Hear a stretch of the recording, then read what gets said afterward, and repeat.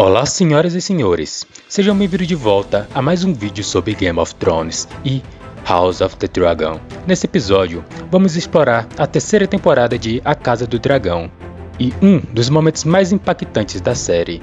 Durante a maior parte da segunda temporada, tivemos diversas pistas que apontavam para esse evento aterrorizante que está prestes a acontecer. Um dos personagens mais perigosos e influentes de Westeros nesse período sombrio da história dos Targaryens é um homem conhecido como o Pastor.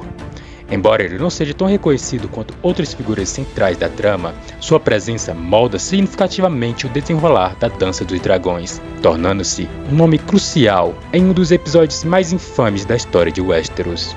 Para quem ainda não leu Fogo e Sangue, pode ser difícil imaginar como um homem aparentemente insignificante poderia ter um impacto tão grande na Guerra Civil Targaryen. Mas, como muitos sabem, a Dança dos Dragões mergulhou Porto Real no caos. O bloqueio naval de Velaryon, no Mar Estreito, causou uma fome devastadora na cidade, deixando a população em desespero. O medo se espalhava e a maioria das pessoas só queria fugir, ciente de que era apenas uma questão de tempo até morrerem de inanição ou serem consumidos pelo fogo dos dragões. Esse sentimento de angústia só se intensificou quando os portões da cidade foram fechados, impedindo qualquer saída. Curiosamente, o pastor já havia sido apresentado na série antes. Ele aparece pouco antes de Helaena e Daeron serem cercados pela multidão, em um dos tumultos da segunda temporada. Nessa cena, ele tenta se aproximar de Alicente, mas um dos guardas reais corta sua mão. Um momento que, sem dúvida, só aumentou ainda mais sua raiva e ressentimento contra a dinastia Targaryen. Segundo o mundo de Gelo e Fogo, o pastor surgiu a partir do medo dos dragões. Seu verdadeiro nome se perdeu na história. Mas o que se sabe é que ele começou a pregar suas ideias na Praça dos Sapateiros, afirmando que os dragões eram criaturas demoníacas, descendentes da amaldiçoada Valíria e a ruína da humanidade. No início, poucas pessoas o ouviram, mas com o tempo, sua audiência cresceu para centenas e depois milhares. O medo logo se transformou em ódio, e esse ódio deu lugar a uma sede incontrolável de vingança. O ponto de ebulição ocorreu nos momentos finais da Dança dos Dragões, quando Rhaenyra assumiu o Trono de Ferro. Quando ficou claro que ela não traria a salvação que o povo esperava, a população começou a enxergar o pastor como sua única esperança. Exaustos pela fome, pelos impostos abusivos e pela opressão, muitos passaram a seguir sua mensagem. Ele se tornou um símbolo da revolta contra os Targaryen, representando o desejo da população por justiça e igualdade. Com o crescimento da sua influência, a cidade mergulhou ainda mais no caos. Seu objetivo não era apenas destruir os dragões, mas também instaurar uma nova ordem social. Embora suas ideias fossem consideradas extremas por muitos, elas ressoavam profundamente com os que sofriam sobre o domínio Targaryen. Enquanto Rhaenyra permanecia protegida dentro da Fortaleza Vermelha, as ruas de Porto Real se inflamavam de fúria. O pastor continuava inflamando a multidão. Em um momento icônico, ergueu o braço, apontando com o cotoco de sua mão mutilada para a colina de Rhaenys, onde ficava o fosso dos dragões. Sob o véu noturno, ele declarou: "Os demônios vivem ali, sangue e fogo. Esta é a cidade deles. Para que seja nossa, devemos matá-los primeiro." A multidão, tomada pelo fervor, começou a gritar em unissom: "Matem-nos! Matem-nos!" Como uma criatura monstruosa com 1000 pernas, a horda avançou em direção ao fosso dos dragões, armadas com espadas e facas.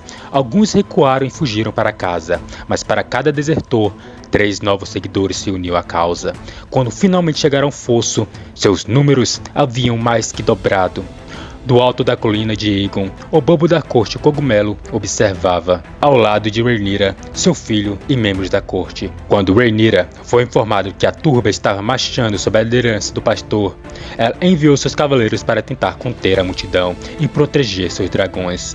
Contudo, a situação era tão caótica que nem mesmo a rainha tinha certeza de que seus soldados sobreviveriam. Seu filho mais novo, Joffrey, implorou para poder lutar ao lado dos cavaleiros, mas Rhaenyra recusou. "Precisamos de todas as espadas aqui para proteger o castelo", disse ela. "Eles vão matar os dragões", exclamou Joffrey, desesperado. "Ou os dragões os matarão", respondeu sua mãe com frieza. "Mas e se matarem o meu dragão?", insistiu o príncipe. Eles não são nada além de bêbados idiotas e ratos de esgoto, retrucou Rhaenyra, sem acreditar que a multidão fosse uma ameaça real. Eles correrão assim que vir as chamas dos dragões. Mal sabia ela que a fúria do povo estava apenas começando.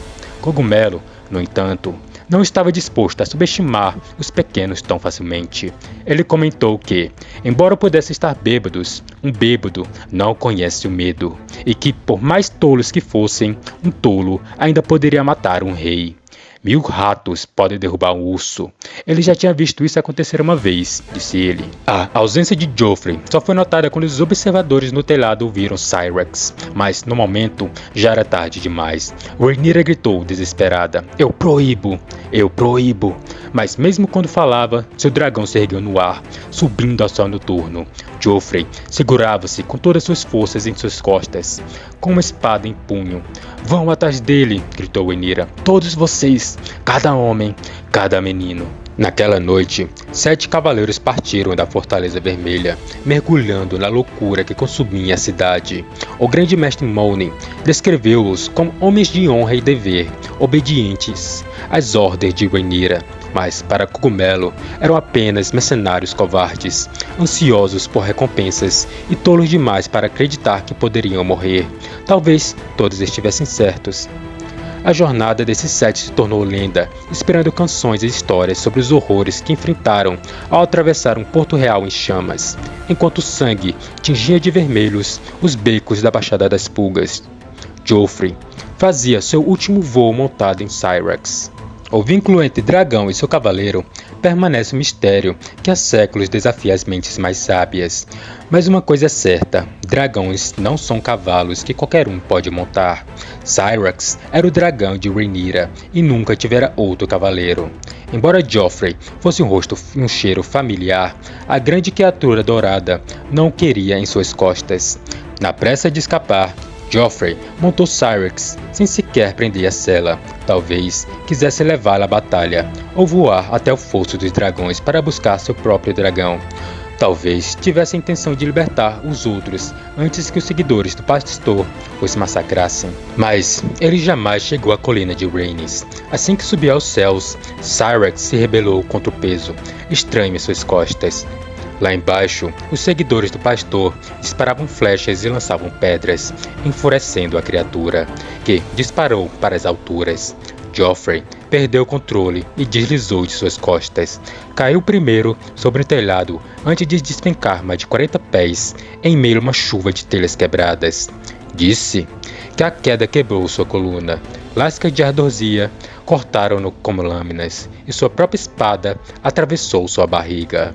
Na Baixada das Pulgas, ainda conta sobre uma jovem, chamada Robin, filho de um fabricante de velas, que segurou o príncipe ferido nos braços, confortando os seus últimos momentos. Alguns dizem que suas últimas palavras foram: Mãe, me perdoe, mas até hoje se discute se ele falava com Rhaenyra ou rezava para a mãe acima. Assim morreu Joffrey Velaryon, príncipe de Pedra do Dragão e herdeiro do Trono de Ferro, ou para alguns, o último bastardo de Sir Warrior Strong. O corpo de Joffrey mal havia esfriado quando a turba do pastor caiu sobre ele. Roubaram-lhe as botas, arrancaram-lhe a espada de sua barriga e despiram-no de suas roupas finas manchadas de sangue. Mas havia aqueles mais selvagens que começaram a dilacerar o cadáver. Suas mãos foram cortadas para que os anéis pudessem ser saqueados. Seu pé direito foi decepado no tornozelo. Um açougueiro aprendiz cerrava seu pescoço para reivindicar sua cabeça, quando os 7 cavaleiros chegaram, abrindo caminho entre os agressores. No fedor da Baixada das Pulgas, uma batalha foi travada na lama e no sangue pelo corpo de Joffrey. Conseguiram recuperá-lo, mas faltava-lhe um pé. 3 dos 7 caíram na luta, e, enquanto o sangue ainda escorria nos becos, uma batalha ainda mais terrível começava ao redor do Fosso dos Dragões.